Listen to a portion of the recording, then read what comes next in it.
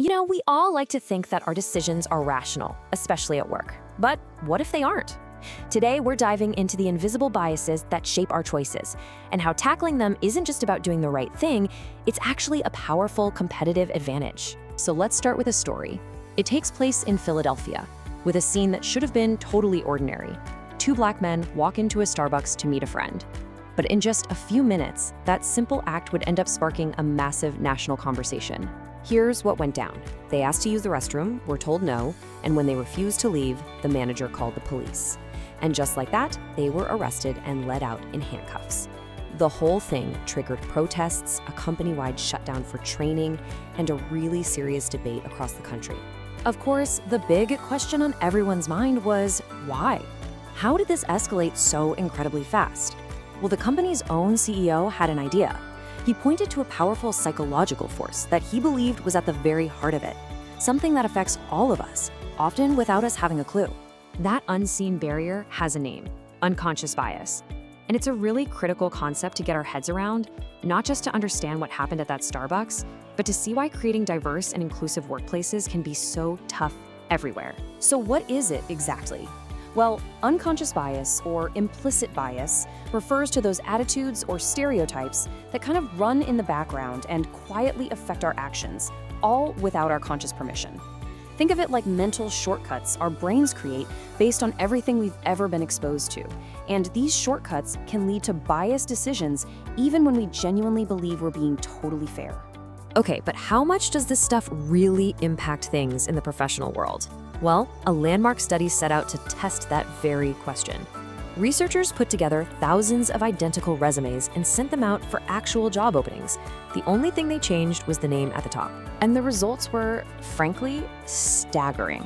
Resumes with names like Greg or Emily got 50% more callbacks for an interview than the exact same resumes with names like Jamal or Lakeisha. And here's the craziest part. The HR managers who were making these decisions, they were stunned by the results. They were people who were deeply committed to diversity, but their hidden biases were still calling some of the shots. And this bias doesn't just stop at the hiring desk, oh no. It creates these systemic hurdles that can affect a person's career for decades. And one of the clearest places we see this play out is in the career progression of women. We've all heard the term glass ceiling, right? It's that invisible barrier that seems to stop so many talented women and people from underrepresented groups from reaching those top executive roles. But what if the biggest barrier isn't actually at the very top? A lot of research now points to a problem much, much earlier, what's called the first rung. This is that very first promotion into a management role, and it is where the leadership gap truly explodes. For every one woman who gets promoted to this first step, 2 men do. And that initial gap just gets wider and wider at every single level that follows. So with all these deep-seated barriers, you might be thinking, why bother? Why are companies pouring so much time and money into breaking them down? Well, the answer is simple. The evidence is overwhelming that diversity isn't just a social issue, it's a massive competitive advantage. It's something we can call the diversity dividend. This quote just nails the whole issue. It perfectly illustrates both the challenge and the absolute necessity of getting this right. Sure, diversity can be hard, but trying to succeed without it is far, far more dangerous for any organization that wants to thrive. So what does this dividend actually look like? Well, the research points to 5 key advantages. Companies with diverse teams make way better use of their talent pool. They gain deeper insights into their markets. They get broader perspectives in their leadership.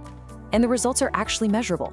They see higher quality problem solving, more creativity, and lower costs from things like employee turnover and lawsuits. And that point about problem solving isn't just some fluffy idea. Get this.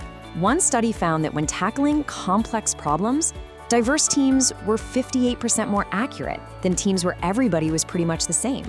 That is a huge, measurable improvement in performance. So the benefits are clear, the why is obvious, but how do you actually build a workplace that can capture those benefits? Let's look at a few key initiatives that are really driving change. Okay, one of the most powerful tools out there is sponsorship. And it is super important to understand that this is not the same thing as mentorship. A mentor gives you advice. A sponsor uses their power and influence to advocate for you.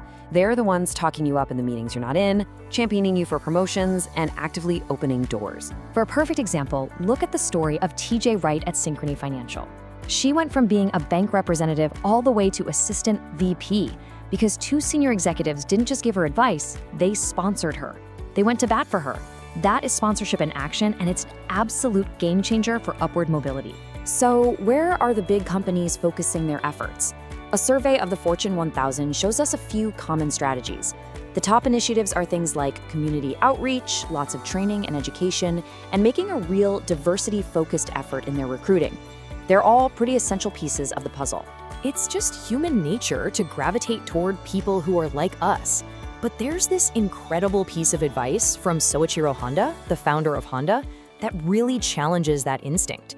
He said that real excellence is often found by pushing past our comfort zones and looking for talent in the most unexpected places. And this really isn't just a challenge for big organizations. It's a challenge for every single one of us. We all have these hidden biases. So the real question is, what is one step you can take, starting today, to look past your own mental filters and see the people around you just a little bit more clearly?